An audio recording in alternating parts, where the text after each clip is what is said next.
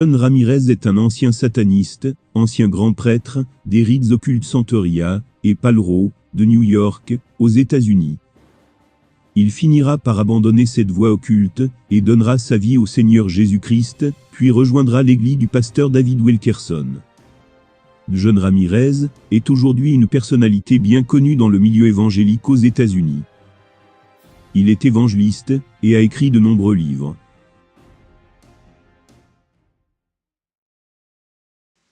Et celui-ci est supposé être Michel, l'ange gardien. Ce que c'est, ce n'est même pas Michel, vous le savez. Et regardez, Santeria. Toute la sorcellerie. Et ça c'est la chose que j'avais, Caldero. Ça c'est Caldero. Vous vous souvenez dans le temple, le tabernacle, oui, où les gens rencontrent Jésus, où ils doivent rencontrer Jésus. Ça c'est le tabernacle du diable. Le tabernacle du diable. J'ai grandi dans un quartier où j'ai été témoin de mon premier meurtre, en allant chercher du lait. C'était à 3 mètres de moi. Ils ont tiré sur le gars 7 fois. Tiré sur lui 7 fois. C'était un jeune garçon. J'ai vu des meurtres, après meurtre, après meurtre. Pour survivre dans les rues du sud du Bronx, vous devez être un tueur, un assassin. Vous devez être intelligent et malin. Du côté de mon père, il n'y avait que des sorciers et des sorcières.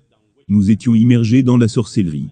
Nous avions un contrat, fait directement avec le diable lui-même. Je me rappelle que quand j'étais plus jeune, entre 8 et 9 ans, j'allais dans cette pièce, pour adorer le diable, et je pouvais sentir la présence du diable, qui venait dans la pièce, et mon père qui était en train d'adorer, parlait en langue démoniaque. Et il adorait, il mettait des fleurs, des bougies, mettait de l'eau de 19h à 5h du matin. J'étais emmené dans des loges démoniaques, dans des temples de sorcellerie.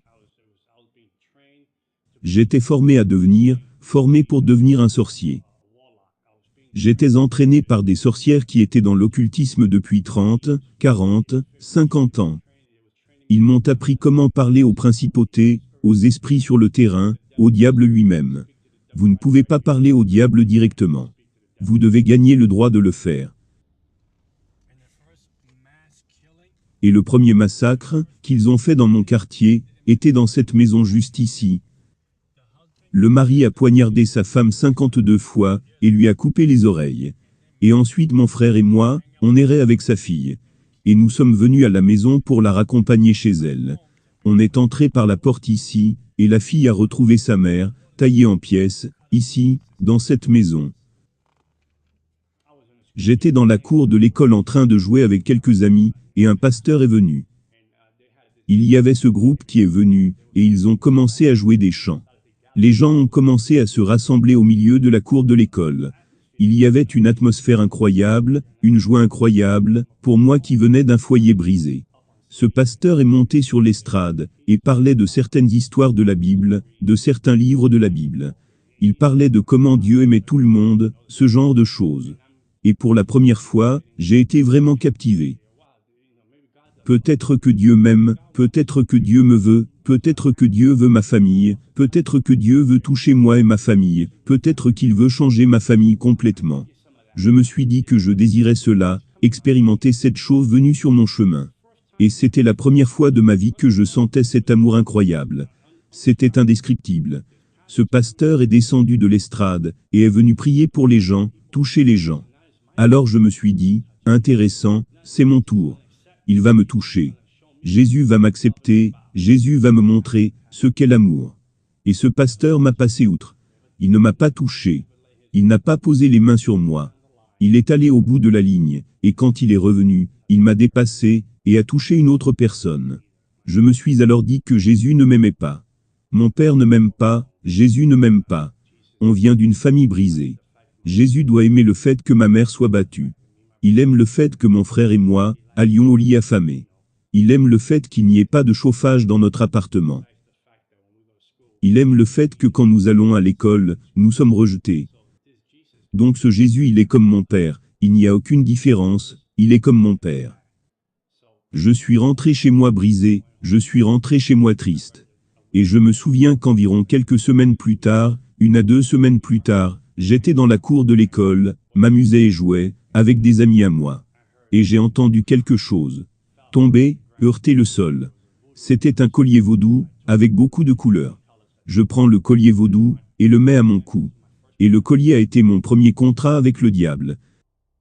Nous étions allés à une séance de tarot, et quand nous étions à cette séance de tarot, j'étais un jeune garçon de 10 ans. La dame qui tirait les cartes, la sorcière, qui faisait la lecture, était fascinée et avait les yeux fixés sur moi. Et elle a dit, « Ce garçon nous le voulons, les sorciers de Santeria le veulent. Les sorciers de Santeria le veulent. » Ce spiritisme, qui est en réalité le culte des démons, le Santeria c'est en espagnol. Ils disent que c'est le culte des saints, mais c'est du mensonge. Ils le veulent, et si tu ne nous le donnes pas, il va perdre la vue dans 30 jours. Alors ma mère, qui était tellement désespérée, a vendu toutes ses affaires. Elle a vendu son lit, elle a vendu le mobilier de séjour, afin de réunir $250 pour faire ma première séance. Cette dame nous a tellement fait peur, que ma mère dormait désormais sur le sol. Elle n'avait plus de lit où dormir. Et parce qu'elle ne voulait pas que je perde la vue. Et ils m'ont initié au monde des ténèbres, au début de mes 10 ans. Et le premier contact, que j'ai eu à l'âge de 10 ans, c'est quand le diable est apparu. Et le diable est apparu, il a accepté le sacrifice de l'offrande de ma vie. Et ils ont mis 5 colliers à mon cou. Les 5 colliers représentaient des démons, des principautés en dessous de Satan. Ils les ont mis à mon cou, c'était le Santeria. Et ils m'ont dit qu'ils allaient être mes guides spirituels, les anges gardiens. Et qu'ils allaient gérer ma vie à partir de maintenant. Et ce bâtiment au coin de la rue, c'était quasiment abandonné. C'est dans ce lieu que mon frère et moi avions l'habitude de monter et descendre chercher l'eau à la pompe, cette pompe là-bas. Ce bâtiment avait été laissé à l'abandon. Quasiment plus personne ne vivait ici. Seulement moi et ma famille et 12 autres familles vivaient ici. Mon enfance m'a été volée. Toute mon enfance a été d'adorer le diable, d'aller dans des loges sataniques. J'allais dans des loges sataniques de 19h à 5h du matin. Et j'étais formé par les sorciers et sorcières, pour connaître les principautés qui régnaient dans une région. Qui est dans cette région? Qui gère ces principautés? Quel est le nom de ces principautés? Comment canaliser ces puissances? À l'âge de 13 ans, je faisais des projections astrales. Je sortais de mon corps à la maison, et j'allais dans certaines régions, et je lançais des malédictions. Je maudissais des quartiers, je mettais des esprits de suspicion, des esprits de drogue dans des quartiers, esprits d'homosexualité, esprits démoniaques, esprits de meurtre, esprits de suicide. Je savais comment appeler tous ces esprits dans les quartiers. À l'âge de 15, 16 ans, j'allais dans les hôpitaux, et invoquais des esprits de mort aux soins intensifs. La mort dans telle ou telle pièce, pour que des personnes meurent, parce que je voulais gravir les échelons, et je voulais devenir le plus grand adorateur du diable de New York. Le diable était devenu mon père. Il a remplacé mon père, parce que je priais, pour qu'il tue mon père. À l'âge de 33 ans, mon père s'est fait tirer dessus, en pleine face, dans une boîte de nuit, par une femme qui n'était pas la sienne, alors qu'il en avait une. Le diable l'a pris, et il m'a dit qu'il remplacerait l'ancien, pour que je lui appartienne. Il y avait une boîte de nuit ici. Et c'est ici que mon père est mort, à 33 ans. Et nous vivions ici. Et quand j'avais 11 ans, il y avait un magasin juste ici, au coin de la rue. Et le gars s'est fait tirer ici dans la rue juste ici. Le gars s'est fait tuer, pendant que j'allais chercher une bouteille de lait. Et je grimpais le rang des adorateurs du diable. Je grimpais le rang des principautés et des démons, jusqu'au point où je pouvais m'asseoir, et parler avec le diable comme je le fais avec toi aujourd'hui. Le diable se manifestait en forme humaine, sa présence entrait dans la pièce. Et je parlais avec le diable toute la nuit. Et il me donnait des missions. J'allais donc dans plusieurs clubs pendant la nuit, afin de recruter des personnes pour le monde des ténèbres. Je disais des choses aux gens à propos de leurs finances, et de leur vie. Ce qu'ils avaient fait, et ce qui allait leur arriver. Ils n'avaient aucune idée de qui j'étais, ils ne savaient pas qui j'étais. J'avais juste des pouvoirs démoniaques. J'aimais le goût du sang. Je tuais des animaux, afin de boire leur sang chaque semaine. Et si je n'avais pas le temps d'acheter des animaux, je me coupais moi-même, pour boire mon propre sang. Le cercle de personnes, avec qui j'étais dans ce monde démoniaque, il y avait des docteurs, des avocats, des directeurs, des juges, des policiers, ils étaient tous dans la sorcellerie, même les chanteurs très connus aujourd'hui. Je déplaçais des principautés de région en région, afin de pouvoir contrôler les démons au sol, pour détruire des églises, pour empêcher la croissance des églises, pour bloquer l'opportunité aux gens d'être sauvés. Je rentrais saoul dans une boîte de nuit, j'étais à moitié possédé en étant saoul. Je m'arrêtais au milieu de la rue, et je disais à Dieu, descends, tu en veux? Tu veux que je te frappe au visage? Tu veux que je te crache au visage? Descends et tu verras. Je me suis marié à Halloween. J'ai eu un mariage démoniaque durant Halloween. Tous les démons et principautés de différentes parties du monde sont venus à mon mariage. Aucun être humain n'est venu, ils étaient effrayés de venir à mon mariage. Donc j'ai eu un mariage dingue, j'ai envoyé des invitations, mais personne n'est venu. Du coup il n'y a eu aucun cadeau de mariage. Mais les démons sont venus, et ont baptisé mon mariage. Donc ma femme était une sorcière, j'étais un sorcier, et quand ma fille est née, je l'ai formée pour devenir une sorcière elle aussi.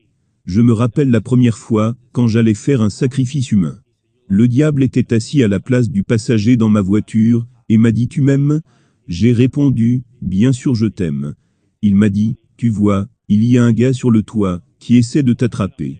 Il va essayer de te voler ton argent, et te faire du mal. Si tu m'aimes, tue-le. » Donc je me suis rendu sur le toit, je vivais au 12e étage de cet immeuble, je m'en souviens. Quand je suis arrivé en haut, je me souviens que cet homme descendait des escaliers. Cet homme faisait 2 mètres de haut, et devait peser dans les 100 kilos. J'étais à moitié possédé, j'ai senti un démon entrer en moi, je n'étais plus moi. Donc j'allais le traîner jusqu'à mon appartement, et lui trancher la gorge, parce que j'avais un chaudron qui devait peser plus de 50 kilos, et à l'intérieur 9 machettes, et des couteaux avec lesquels je faisais mes sacrifices d'animaux. Et quand j'ai voulu attraper l'homme, il m'a filé entre les mains, et il a disparu. Il a descendu les escaliers. Cet homme était comme un coureur olympique. Il a disparu d'un coup. Je n'ai donc pas pu l'attraper et le tuer. Des personnes ont dessiné ces graffitis ici. Là, c'est un démon.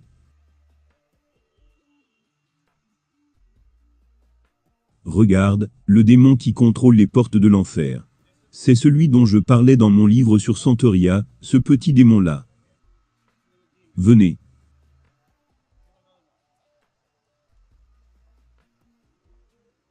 C'est le démon qui gère Haïti, la principauté au-dessus d'Haïti. Là-bas, c'est la principauté au-dessus de l'islam. Regarde ça, la trappe pour piéger les gens. La vérité. Tu trouves ça drôle? La vérité vous rendra libre.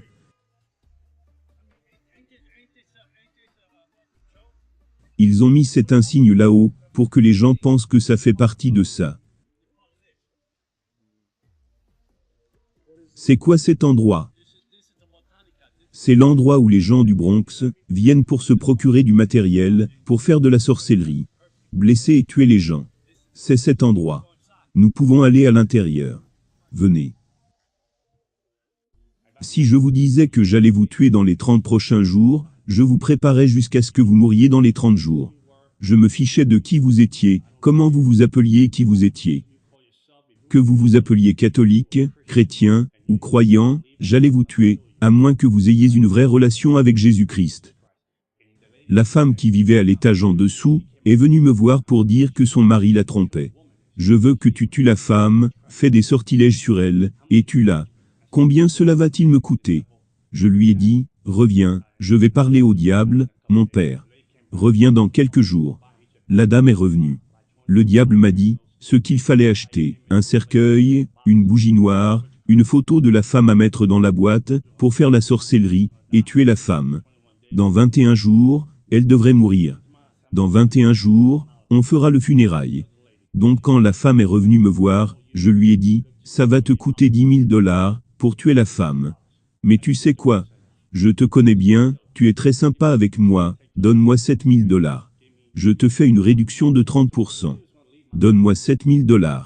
Quand cette femme était sur le point de quitter mon appartement, elle me dit, au fait la femme est une chrétienne. Et je lui ai dit, dans ce cas, je vais la tuer gratuitement. Je lui ai dit, je n'ai pas besoin de cet argent. Je vais la tuer gratuitement. Je vais lui donner une leçon à cette chrétienne. Elle va regretter. Et donc j'ai fait les rituels du vaudou, les rituels de la sorcellerie. 21 jours sont passés, et la femme n'était pas morte. 1 mois est passé, et la femme n'était toujours pas morte. Je me suis dit, waouh, qu'est-ce qui se passe? Ma réputation va en souffrir.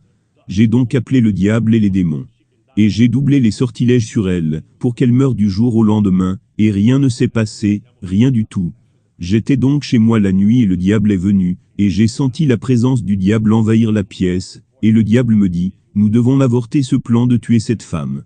Je lui ai demandé pourquoi abandonner. Ma réputation est en jeu, je suis un sorcier, un occulte, si je ne tue pas cette femme, ils vont penser que je n'ai plus aucun pouvoir. Et le diable me dit, tu ne comprends pas. Le Dieu qu'elle sert, ne la laisse pas seule, on ne peut pas la toucher. Et j'ai demandé, qui est ce Dieu? Le Dieu qu'elle sert? J'étais donc très en colère, et j'ai dit, essayons encore pendant 1 semaine de la tuer, et le diable m'a encore répété, non, le Dieu qu'elle sert, ne la laisse pas seule. Bonjour, comment ça va?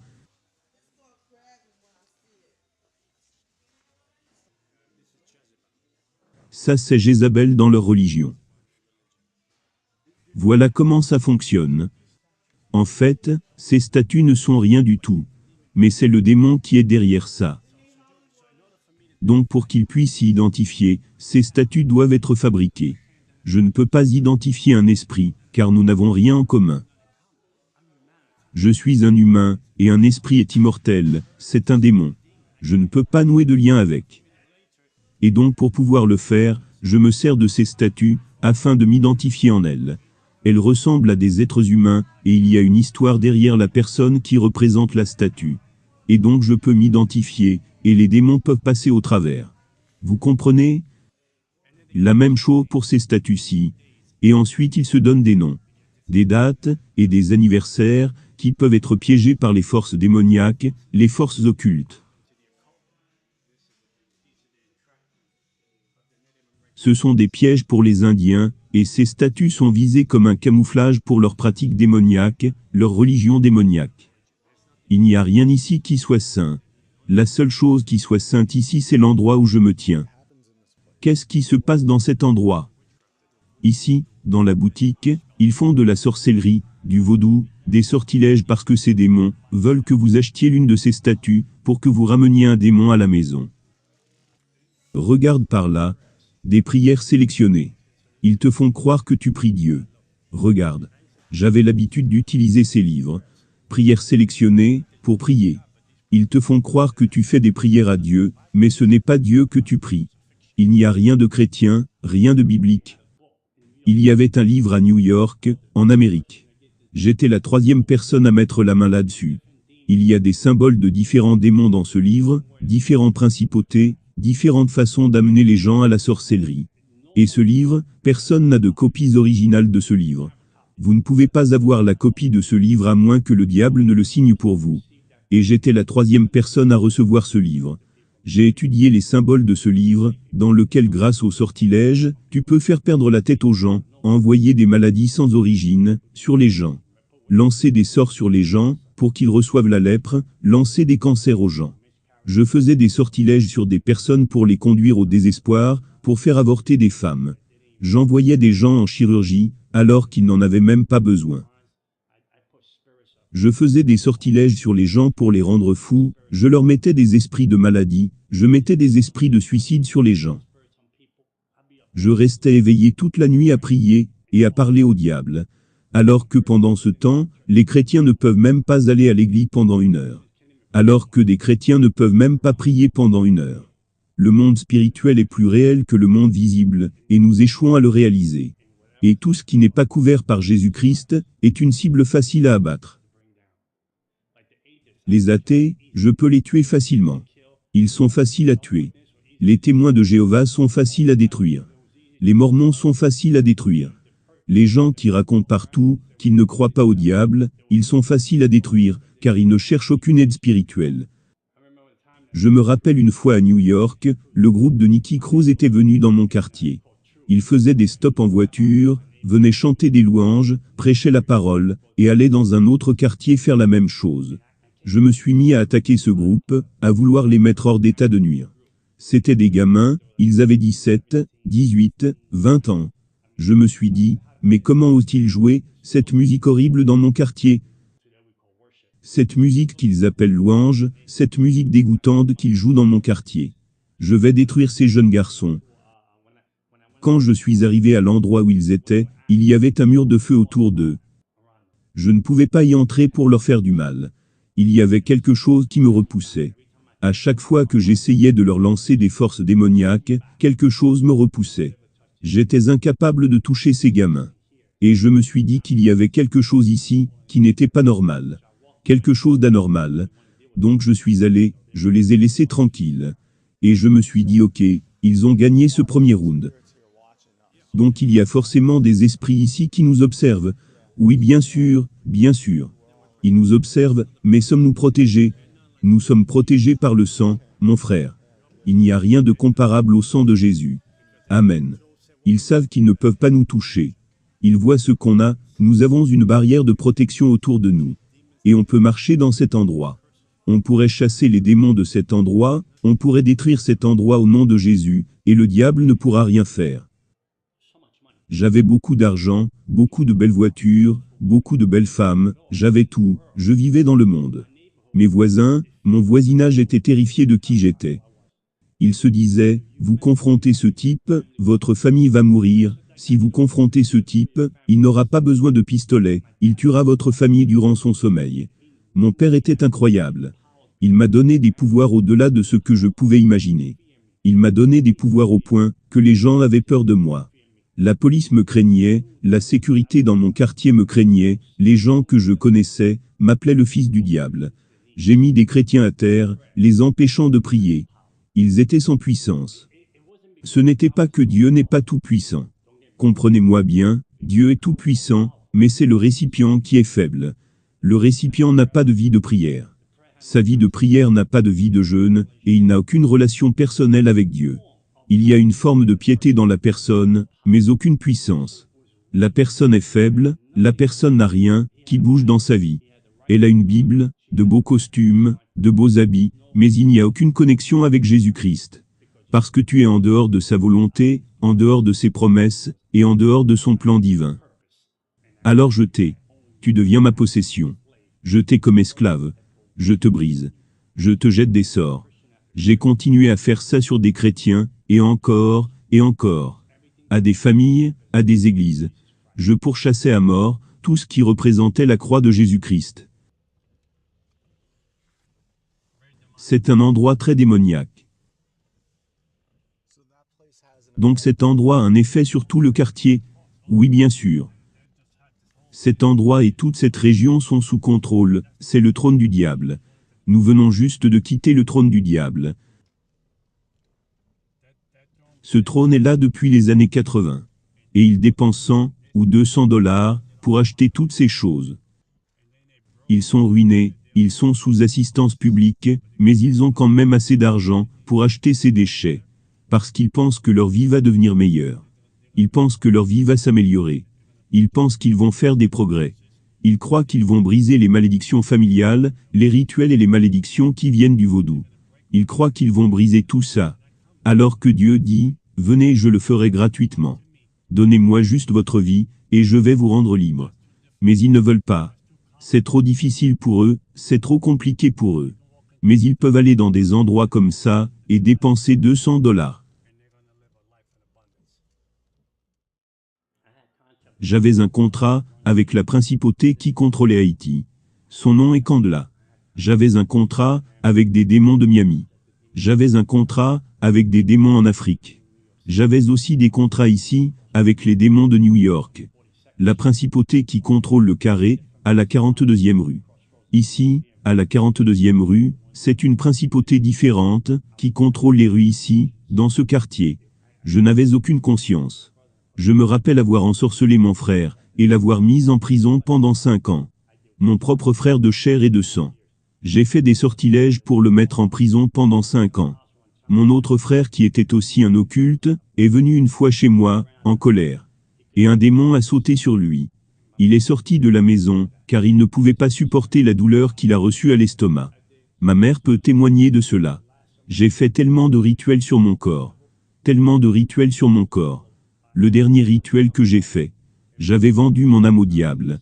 Et au cours de la cérémonie, je devais boire le sang d'un animal, avec de la poudre à canon. Ça s'appelle Sansi. C'était une cérémonie haïtienne et de français. Vous faites cette cérémonie avec un démon. Et quand je vais chez les gens pour manger, ils ne peuvent pas ensorceler la nourriture. J'ai fait toutes sortes de cérémonies que vous pouviez imaginer. J'allais dans les loges sataniques. Et chaque année nous avions une réunion. Une réunion secrète. Tous les sorciers et sorcières venaient à cette réunion pour décider quelle principauté serait invoquée pour contrôler la région. Nous étions mieux organisés que des églises. Le royaume des ténèbres était mieux organisé que des églises de Jésus-Christ. Nous savons comment faire des cérémonies. Nous savons comment préparer les choses avant la fin de l'année, afin de nous préparer pour la prochaine année. Alors que les chrétiens ne peuvent pas aller à l'église et prier pendant 1 heure. Pendant que les chrétiens ne peuvent pas avoir une relation continue avec Dieu. J'ai même pris une année sabbatique de sorcellerie. Et le diable m'a puni, et m'a rendu aveugle pendant 1 an. J'étais complètement aveugle pendant 1 an. J'étais enregistré à l'association pour les aveugles. J'étais totalement aveugle. J'étais entraîné à utiliser un chien guide. J'étais entraîné à utiliser un de ces bâtons pour marcher dans la rue. Ma mère a pris soin de moi pendant 1 an. Ma vision était devenue noire, et un brouillard était venu dans mes yeux, j'étais aveugle complètement. Et quand j'ai redonné ma vie au diable, après cette opération chirurgicale, le diable m'a redonné la vue. Et je pouvais voir de nouveau. Ça a été ma punition pour avoir pris 1 année de repos. Le diable m'a dit, tu veux 1 année de repos? Je t'en donne une. Et il a pris ma vue. Et ça, c'est le monde dans lequel je vivais. Si vous désobéissez au diable, il vous tue, et tue votre famille. Il y a une peur qui vous terrifie au-delà de toute mesure, que vous ne pouvez pas quitter sa religion. Vous ne pouvez pas quitter la Santeria. Vous ne pouvez pas quitter Palemioub. Le docteur ne pouvait pas expliquer comment j'avais perdu la vue. Pendant ce temps, quand le chrétien agit mal, et qu'il pêche, la seule chose qu'il trouve en retour, c'est juste la grâce et le pardon. Quand tu es avec le diable, et que tu fais quelque chose qu'il n'aime pas, il tuera un membre de ta famille. Je me rappelle comment le diable a averti cette femme en disant, tu ne dois plus rester avec cette personne. Mais elle n'y a pas prêté attention, parce qu'elle était devenue amoureuse. Un démon a possédé un SDF, au coin de la rue, il a pris un marteau, et l'a frappé 17 fois sur la tête, et l'a tué. Un jour, j'étais assis chez moi. C'était incroyable, j'étais revenu d'une boîte de nuit, la nuit précédente. J'étais assis à la maison, et je regardais l'émission Jerry Springer. Une émission dingue. Les gens se frappent et s'insultent. Je prenais plaisir à regarder ça et je rigolais. Pour la première fois, j'ai entendu une voix qui m'a dit, « Fils, je reviens bientôt. Que vas-tu faire de ta vie ?» Une voix audible, qui avait traversé la pièce. Et j'ai pensé que c'était la télévision qui me parlait. J'ai réalisé ensuite, que non, cela ne vient pas de la télé, car les gens se tapaient les uns sur les autres. Je connaissais la voix du diable. Je m'asseyais avec le diable, comme je suis assis devant vous aujourd'hui. Il pouvait venir dans une forme humaine, ou entrer dans la pièce, et l'atmosphère allait changer. Je savais alors qu'il était là avec moi, il parlait à ma conscience. Je connaissais cela, je le connaissais, comme vous connaissez le revers de votre main. Je connaissais tous les démons, toutes les principautés qui contrôlaient des régions, qui contrôlaient des choses en Amérique, des choses au Canada. Je connaissais toutes les principautés qui contrôlaient des domaines, l'occulte, le Wicca, le New Age, le bouddhisme, l'islam, le Santeria, le spiritisme. Je connaissais toutes ces principautés. J'avais un contrat avec elles, avec toutes ces principautés. J'avais des accès directs à toutes ces principautés, et les démons au sol. Le diable, Jézabel. Je connaissais des démons, dont je ne vous dirai même pas le nom, car vous allez me demander, qui sont-ils? Je les connais tous par leur nom. Et cette voix était différente des autres voix. Quand j'ai entendu cette voix venant de nulle part, cette voix provenait comme de l'air. J'ai été choqué. Puis j'ai eu une vision de l'autre côté de l'appartement. Le ciel était en feu, et je voyais les gens sous le ciel, en train de courir, cherchant un abri, mais il n'y avait pas d'endroit où se cacher. Donc j'ai eu la vision, cela m'a secoué. En ayant cela en pensée, je me souviens que je suis allé dormir, dans un profond sommeil. Et je me retrouve dans un train plein de personnes. Je n'arrive pas à croire, je suis dans un train avec plein de gens. Et ce train allait aussi vite que vous ne pouvez l'imaginer. Il n'existe rien d'aussi rapide sur la Terre, et il a terminé en enfer. Jésus-Christ m'a emmené en enfer, et quand je suis arrivé en enfer, les portes se sont ouvertes. Il y a eu une claque, un écho indescriptible, et les portes se sont ouvertes. Puis de la chaleur venant de nulle part. Je sentais que j'allais suffoquer à cause de la chaleur, et je suis sorti du train. Et les gens dans le train avaient toutes sortes de visages, et tu pouvais voir la peur sur les gens. On pouvait sentir l'impact de la peur sur les personnes dans le train. Qu'ils allaient dans un lieu d'où ils ne reviendraient jamais. Et l'endroit était confiné. Je me suis dit, je ne veux pas mourir ici, je ne veux pas. Ce n'est pas pour moi. Je ne suis pas né pour être dans cet endroit. Je me disais cela. Je ne suis pas né pour être ici. Donc j'ai essayé de trouver un tunnel en enfer. Je voulais trouver un tunnel qui me conduirait à une porte, ou peut-être une fenêtre, ou peut-être qu'il y a un passage quelque part, par lequel je pourrais m'échapper, et retourner à la réalité. Mais il n'y avait pas de passage. Je me rappelle que plus je m'enfonçais dans le tunnel, plus la souffrance, la peur m'envahissait. Comme si tu portais une tunique. La peur t'agrippait. C'est quelque chose que vous ne pouvez même pas contrôler. Vous n'avez aucun contrôle là-dessus. C'est quelque chose qui vous étreint et qui ne vous laisse plus partir. Je ne pouvais même pas voir ma main devant mon visage. Mais j'entendais des hurlements. C'était des hurlements. Comme vous savez quand des enfants et des animaux hurlent en même temps. Ce genre d'hurlement, c'est indescriptible. Et il y avait une chaleur et une odeur, comme certains égouts, et les poubelles de New York. Et je dirais pire que ça. Lorsque je suis arrivé dans une partie du tunnel, le diable est apparu. Il disait, j'étais ton père. Il me parlait en langue démoniaque. J'étais ton père, je me suis occupé de toi, je t'ai béni, je t'ai protégé, j'ai tué des gens pour toi, je t'ai donné le prestige et des pouvoirs dans le royaume des ténèbres. Quand les gens en avaient après toi, je les détruisais, car je savais que tu allais être le canal, que j'allais utiliser pour faire avancer mon royaume sur la terre. Et maintenant tu veux me quitter, tu veux me trahir, en langue démoniaque. Et moi je lui répondais aussi en langue démoniaque. Non, je ne te quitte pas, je suis juste confus. Et il m'a répondu, non, je sais ce que tu veux faire, tu veux me quitter et exposer ma religion. Tu veux m'exposer, et dire comment j'opère dans le monde spirituel. Parce que je t'ai enseigné beaucoup de choses, que je n'ai enseigné à personne. Je t'ai fait confiance sur des choses que tu devais savoir, afin de faire avancer mon royaume, car je voulais t'utiliser de manière puissante. Et en le disant, il est venu m'attraper. Et la croix de Jésus-Christ est apparue. Je ne comprends pas comment une croix de plus d'1 mètre puisse apparaître en enfer. Je portais un t-shirt bleu. Je l'ai alors mis sur lui, et quand je l'ai mise, il s'est effondré comme un enfant. Comme un enfant, il s'est effondré au sol comme s'il n'avait aucun pouvoir.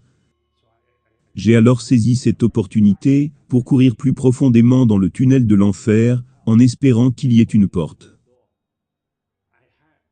J'avais mon espoir, j'avais de l'espoir, et aucun espoir à la fois. Il n'y avait pas de porte pour sortir, et je me suis dit, c'est la fin. J'avais cette peur qui me saisissait, je n'avais jamais ressenti une telle peur, hantée de désespoir.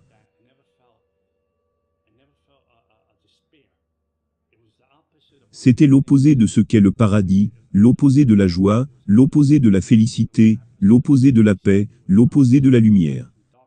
C'est un endroit de tourment. Si je suis là, ma famille ne le saura pas, ma fille ne le saura pas. Comment pourrait-il me trouver, comment pourrait-il me chercher?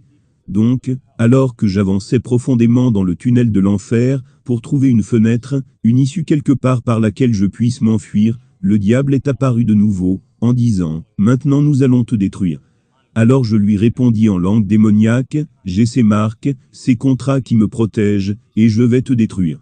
Il m'a répondu, espèce de fou, je t'ai donné ces marques, et avec ça je te possède, personne ne te possède sinon moi. Tu vas vivre pour moi ou mourir. Et il est venu pour m'attraper une seconde fois. Je me suis dit, c'est la fin. Alors la croix de Jésus est apparue une seconde fois en enfer.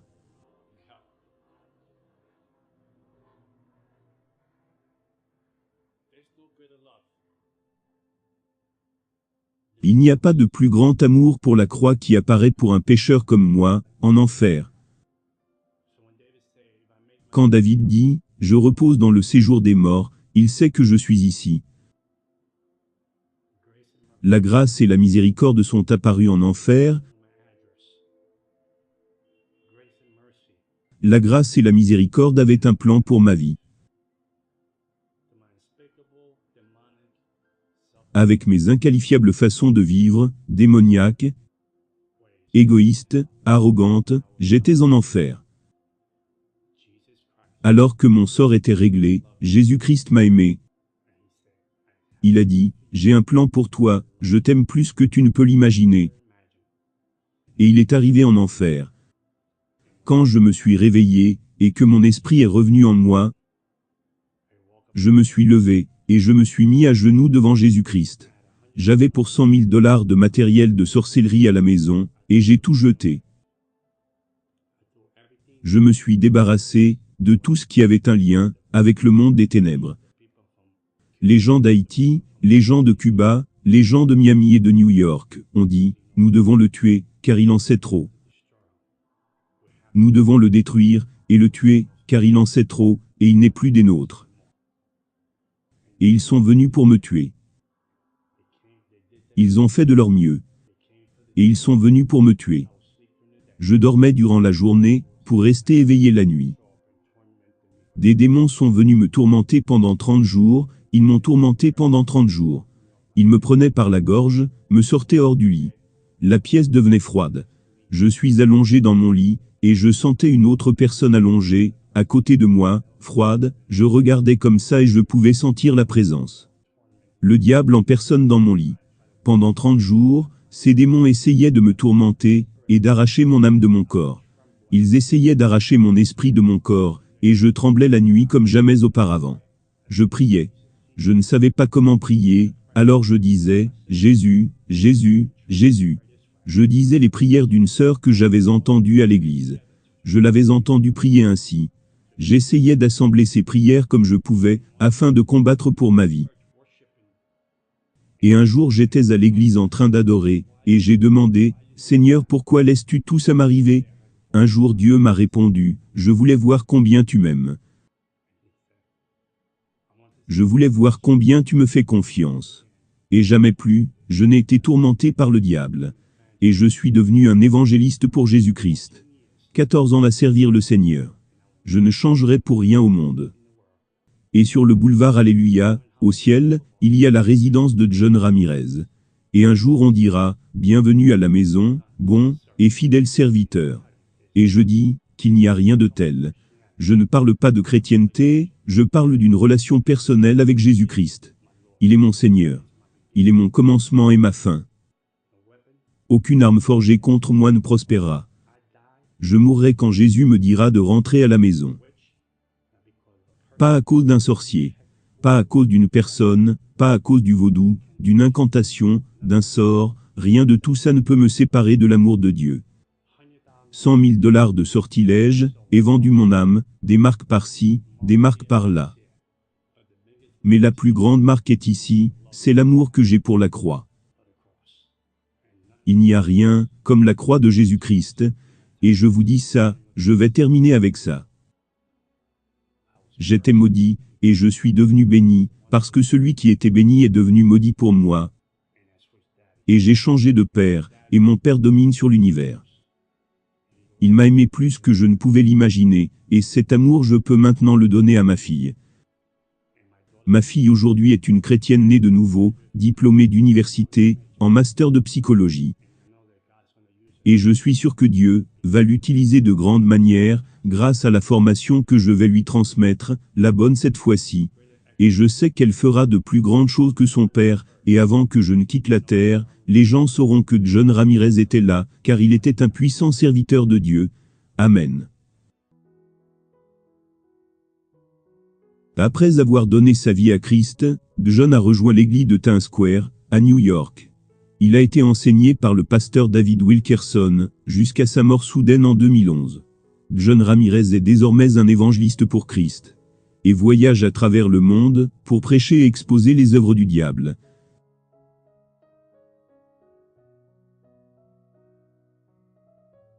Vous aussi, si vous désirez avoir une relation personnelle avec Dieu, à travers la personne du Seigneur Jésus-Christ, vous pouvez simplement faire la prière suivante, du plus profond de votre cœur. Dites, Seigneur Jésus-Christ, je reconnais que je suis une personne qui a péché contre Dieu. Je reconnais que c'est par amour que tu es mort à ma place, à la croix du Calvaire, pour me sauver. Pardonne tous mes péchés. Viens dans mon cœur et réconcilie-moi avec Dieu.